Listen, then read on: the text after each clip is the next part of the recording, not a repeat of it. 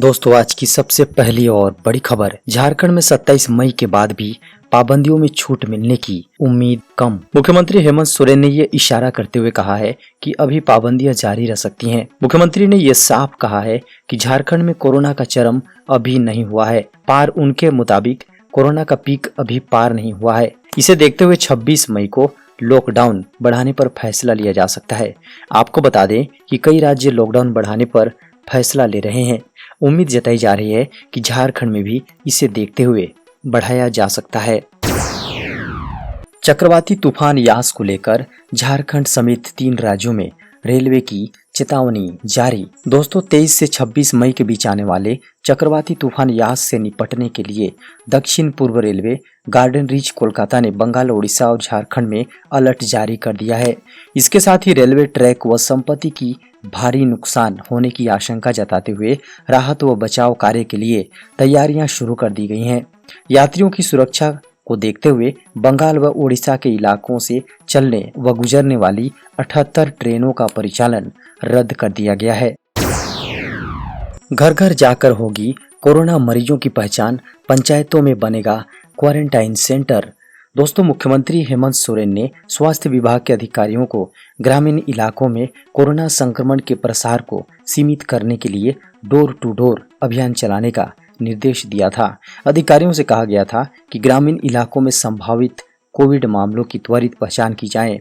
अधिकारियों द्वारा इस दिशा में योजना बनाकर अमल करने की प्रक्रिया शुरू की गई है। अपर मुख्य स्वास्थ्य सचिव ने इस संबंध में सभी उपायुक्तों को घर घर जाकर व अभियान की विस्तृत योजना के लिए पत्र जारी किया है।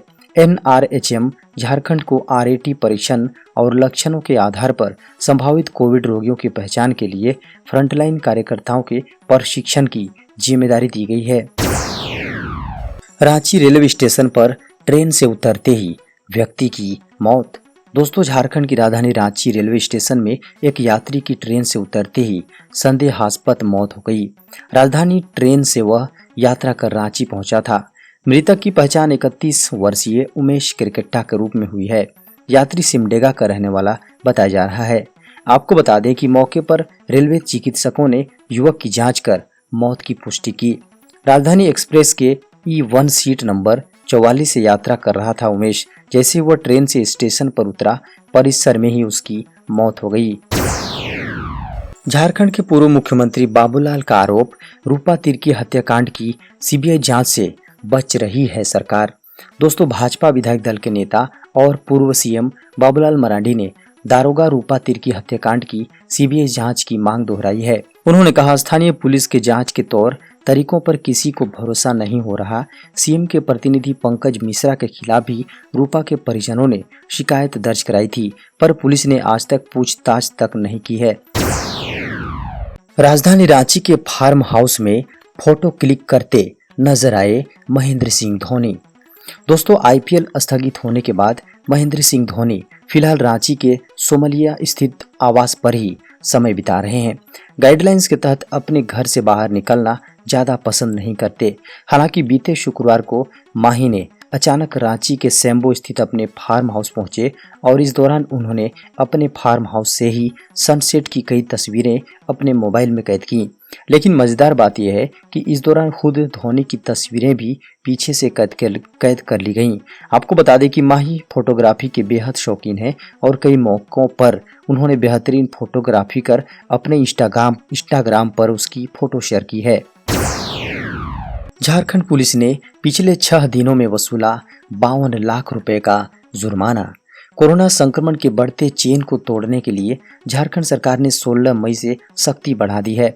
16 मई से राज्य सरकार द्वारा जारी ई-पास के बिना प्राइवेट वाहन से चलने वाले लोगों की जांच की जा रही है। इस दौरान राज्य में सभी जिले के सभी चौक चौराहों में पुलिस की सख्ती देखी जा रही है। हर आने जाने 2 पहिया व 4 पहिया वाहनों की पुलिस द्वारा जांच की जा रही है।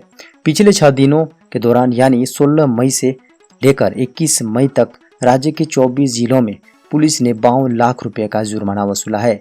पुलिस ने वैसे व्यक्ति से जुर्माना वसूला है जो बिना ई-पास के और मास्क नहीं पहने थे। कोरोना की तीसरी लहर से निपटने के लिए राजधानी रांची के सदर अस्पताल में बनेंगे 60 बेड।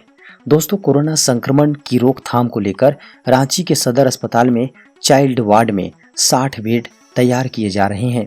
इसमें 40 बेड ऑक्सीजन सुविधा वाले होंगे, वहीं 20 आईसीयू बेड्स बनाए जा रहे हैं। खबरों की माने तो अस्पताल में बच्चों के मनोरंजन के लिए भी तमाम सुविधाएं उपलब्ध होंगी।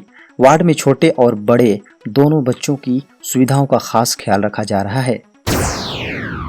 दोस्तों, पाकुड़ से एक खबर आ रही है। पाकुड़ में रेलवे ट्रैक से उतरी मालगाड़ी 6 बोगी क्षतिग्रस्त। झारखंड में पाकुड़ जिले के माल पहाड़ी इलाके में क्वारी की ओर से जाने वाली एक मालगाड़ी शनिवार को पटरी से उतरकर दुर्घटनाग्रस्त हो गई, जिससे मालगाड़ी के लगभग 6 डिब्बे दुर्घटनाग्रस्त हो गए।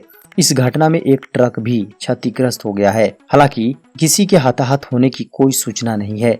मालगाड़ी कोयला लोड करने जा रही थी, तभी ये दुर्घटना हो गई। सूचना मिलते ही पुलिस और अधिकारी मौके पर पहुंच गए हैं।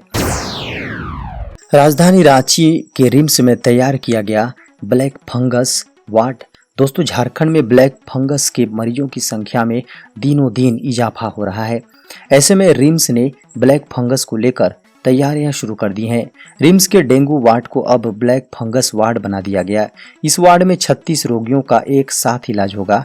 यहाँ खास तौर पर ब्लैक फंगस के मरीजों का इलाज होगा। आपको बता दें कि कोरोना संक्रमण के दूसरी लहर में जिस तरह लोगों की जान बचाने के लिए स्टेरॉयड्स का उपयोग हुआ है, ऐसे में आशंका जाहिर की जा रही है कि ब्लैक फंगस के रोगियों की संख्या भी तेजी से बढ़ेगी। इसलिए रिम्स ने तैयारियां शुरू कर दी हैं।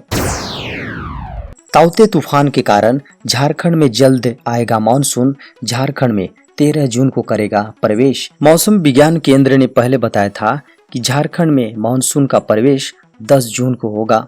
नई रिपोर्ट के अनुसार अब झारखंड में मानसून का प्रवेश 13 जून को होगा। 13 जून को मानसून के प्रवेश की सूचना के साथ ही किसानों ने बुआई और रोपाई की शुरुआत कर दी है। कृषि मंत्री बादल पत्रलेख ने भी किसानों से तैयार रहने को कहा है। बीज और खाद किसानों को दिया जा रहा है। कोरोना के कारण झारखंड में अब तक 26 डॉक्टरों की मौत। दोस्तों, कोरोना महामारी ने न जाने कितने ही लोगों को अपनी चपेट में ले लिया, जिससे अब तक हजारों लोगों की जान जा चुकी है। इनमें दिन रात मरीजों की सेवा में अस्पतालों में तैनात रहने वाले डॉक्टरों की संख्या भी कम नहीं है। झारखंड के 8 जिलों के 26 चिकित्सकों की असमय ही मृत्यु हो गई, जिनमें से धनबाद, दुमका, कोडरमा, पलामू, पाकुड़, जमशेदपुर, रांची, गढ़वा और देवघर के डॉक्टर शामिल हैं। आपको बता दें कि पूर्वी सिंहभूम जिले में सबसे ज्यादा चिकित्सकों की मौत हुई। मुख्यमंत्री हेमंत सोरेन ने ट्वीट करके कहा, राज्य में रिकवरी रेट 90% से ज्यादा हो गई है। पिछले कुछ दिनों से संक्रमण दर भी 4% के आसपास बनी हुई है। ये आंकड़े कोरोना से हमारे संघर्ष में उत्साहवर्धक हैं और इसके लिए मैं स्वास्थ्य कर्मियों समेत कोरोना के खिलाफ मुहिम में लगे हर एक कर्मी और राज्य की जनता का अभिनंदन करता हूं। उन्होंने कहा, पर मेरे मुताबिक कोरोना का पीक अभी पार नहीं हुआ है। जब तक राज्य में कोरोना से एक भी झारखंडी की मौत हो रही है, तब तक पीक है, खतरा है और हम ना खुश हो सकते हैं और न ही चैन से बैठ सकते हैं। उन्होंने आगे कहा, ग्रामीण क्षेत्रों में अब तक हम और तीव्र गति से टेस्टिंग, ट्रैकिंग और ट्रीटमेंट पर जोर दे रहे हैं। तीसरे चरण की तैयारी हेतु हम SOP बनाने समेत अन्य जरूरी कदम उठा रहे हैं। CBSE 12वीं बोर्ड एग्जाम केवल मेजर सब्जेक्ट के ही हो सकते हैं एग्जाम। कोरोना महामारी की दूसरी लहर के बीच central board of secondary education 12वीं क्लास में मुख्य विषयों यानी मेजर सब्जेक्ट्स का एग्जाम लेने पर विचार कर रहा है। इंडियन एक्सप्रेस की खबर के अनुसार महामारी को देखते हुए यह निर्णय लिया जा सकता है कि 12वीं क्लास में मेजर सब्जेक्ट्स का ही एग्जाम हो और बाकी सब्जेक्ट्स की मार्किंग के लिए कोई और फॉर्मूला अपनाया जाए।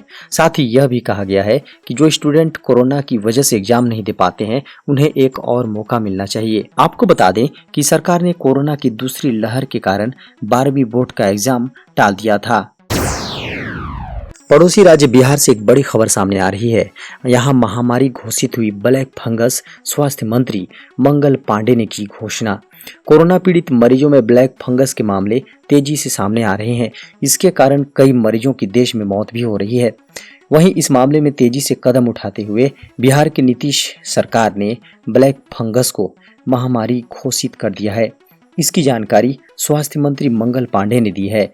इससे पहले स्वास्थ्य विभाग के सूत्रों ने बताया था कि ब्लैक फंगस को लेकर केंद्र सरकार से दिशा निर्देश मिलने के बाद इसे आपदा कानून के तहत महामारी घोषित किया जा सकता है। मौसम विभाग ने कहा, यास चक्रवात के बहुत गंभीर चक्रवात में तब्दील होने की आशंका। मौसम विभाग ने शनिवार को कहा है कि चक्रवात यास के बहुत गंभीर चक्रवात में बदलने और 26 मई को ओडिशा व बंगाल के तटों को पार करने की आशंका है। इसके मद्देनजर राष्ट्रीय आपदा मोचन बल ने बंगाल के 11 जिलों में अपनी टीमें तैनात कर दी हैं और मछुआरों को रविवार से समुद्र में नहीं जाने की सलाह दी गई है। मौसम विभाग ने बताया कि शनिवार को पूर्व मध्य बंगाल की खाड़ी और उससे सटे उत्तरी अंडमान सागर के ऊपर एक लो प्रेशर वाला क्षेत्र बना है। इसके 23 मई की सुबह तक बंगाल की खाड़ी के पूर्व मध्य क्षेत्र पर विक्षोभ में केंद्रित होने की आशंका है। फिर इसके उत्तर व उत्तर पश्चिम की ओर बढ़ने की संभावना है, जो 24 मई तक चक्रवात में तब्दील हो सकता है और अगले 24 घंटों में बहुत गंभीर चक्रवात का रूप धारण कर सकता है। विधायक बंधु तिर्की ने केंद्रीय कृषि मंत्री को पत्र लिखकर झारखंड के किसानों के लिए मांगा राहत पैकेज। विधायक बंधु तिर्की ने केंद्रीय कृषि मंत्री नरेंद्र सिंह तोमर को पत्र लिखकर झारखंड के किसानों को संकट काल के समय राहत पैकेज देने की मांग की है।